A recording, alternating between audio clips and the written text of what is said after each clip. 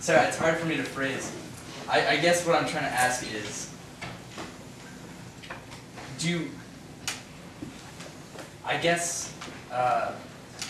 I think there are some people, if you're asking me, I think there are some people that God might not hold accountable. Yeah. Because maybe they're born with brain damage, they don't have the ability to be rational. So God does not hold them accountable, just like God does not hold a small child accountable in the heaven and hell sense. You know, he hasn't reached the age of reason, the age of accountability. Is that sort of what you're talking about? Yeah, it is, but I was going to ask you, thanks for actually helping me out a lot. But what I meant to say was, but again, don't you think that's unfair?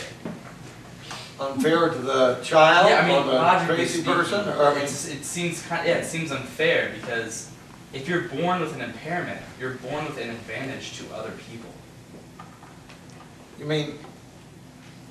In other words, well, again, I'm only assuming this upon, I'm presuming that people born without impairments will either go to heaven or hell, right? Well, then don't they have an advantage because they are held on a different standard? They're born without control with such. Well, I think, nevertheless, I would prefer my children, to be born with all their faculties, and in that taking a risk that they could end up in hell, than being one that's born so retarded they can't know right from wrong. I think most people would. Okay, Dave? According to some theologians, if you're born retarded and you die like 3 weeks later, you then go to heaven because you didn't reach the age of reason or whatever like that. You're fully restored and you don't have these mental problems.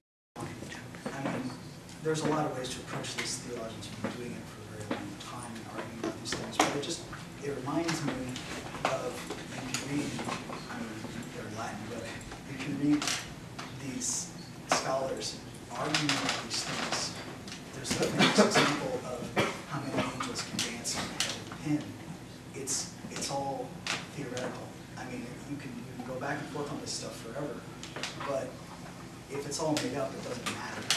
And you're asking him to explain these things logically, and I'm just trying to get across to you that if you try to approach these things logically, you're just going to frustrate yourself because they're not logical questions. These things exist if they exist in the metaphysical where logic does not apply. My view, being a naturalist, is that there isn't a metaphysical world. I can't prove that. But since there's also no evidence for it, I don't believe in it on that basis. But I'm just saying, there's really no point in doing it. It's a futile effort. It's an irrational way of looking at how things work. And I think logic is the most important thing because that's how we determine what's true and what's not true.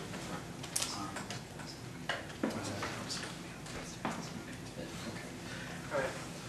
Before, and then after that, one last question. So. This is directed to Brother Jed. Brother Jed, the point of this debate was to discuss the reason why you're a Christian. Right. Could you give us some evidence for the existence of an entity outside of the natural world at all? Any entity. You can pick an entity. It can be any God you like, based on any. What kind of evidence are you looking for? Any evidence. Any physical evidence. Oh, well, again, God's a non-physical being. Yes. So I'm not talking about, but,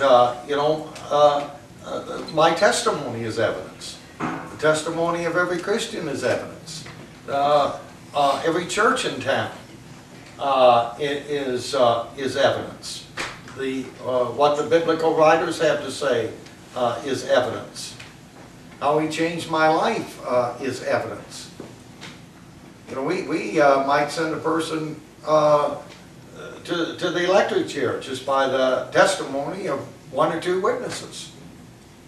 That's enough evidence, we think, especially we got two witnesses. The fact that this guy committed the crime, even if he denies it, We think that's good enough evidence if they're people of character. Now, you know, the defense attorney might try to discredit the character of the witnesses, and if he can succeed in doing that, the guy's going to probably get off.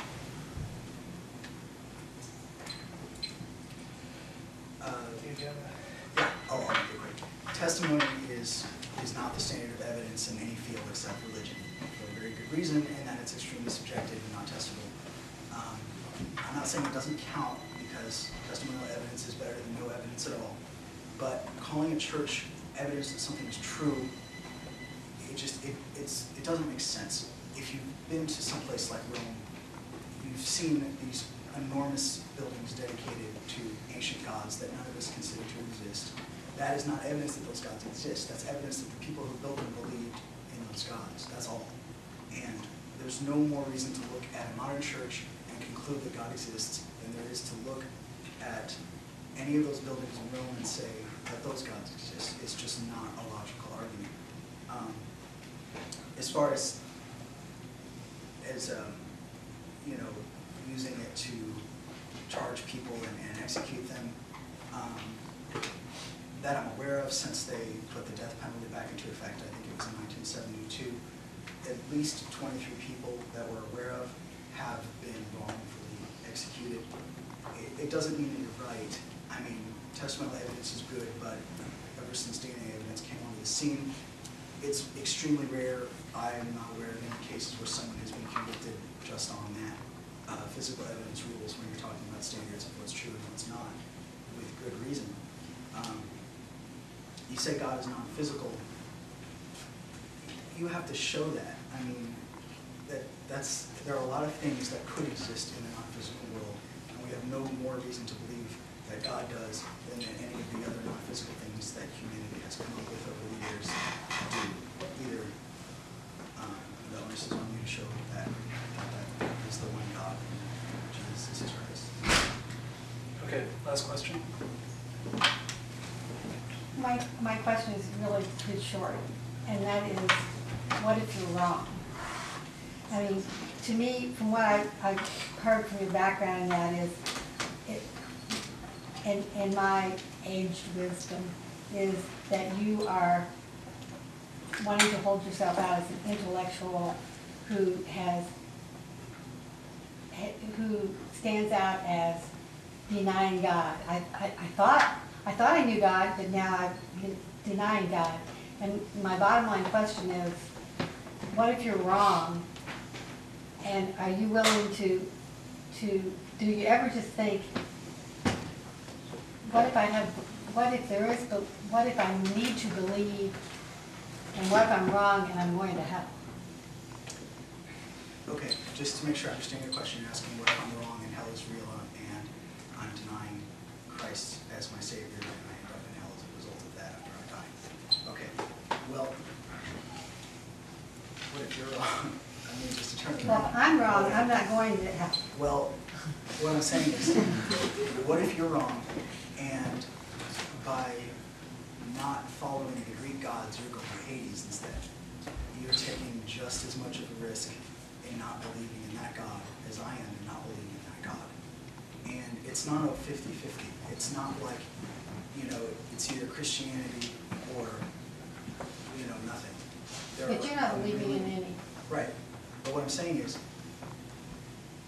it doesn't matter. There are infinite religions, and I mean, people are coming up with new ones every day with adverse consequences for not believing them. It would be ridiculous to try to say, I'm going to believe all of them just in case. And a lot of them say you can't believe any except for this one. There are very few that I'm aware of that allow you to practice multiple religions. I mean, this is that old, from Blaise Pascal's Pensies, Pascal's wager. You are losing something by dedicating your life to something that isn't real, especially if you donate money to it.